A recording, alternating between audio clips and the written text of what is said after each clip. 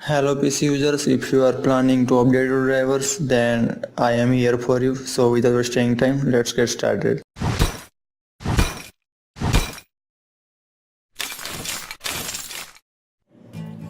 First open your favorite browser and then simply search for driver booster, and then you will find your first link. Simply go to this link and then simply download this software from here. Actually I have downloaded and installed this software, so I am not going to download and install this software again. And after you install this software, simply open this software and then scan it.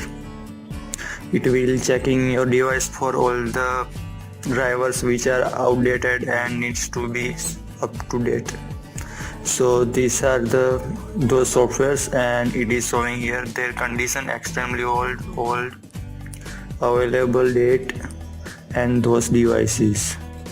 Actually there are total 12 items needs to be updated, so I will simply click on update now.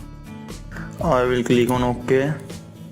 As you can see here, it is updating right now. Now it is asking for to automatically reboot this PC, and you can choose your option if you want, and I recommend you to choose this option. But if you are doing something else along with updating your drivers, then please don't enable this option. But if you are not doing anything else, then simply enable this option.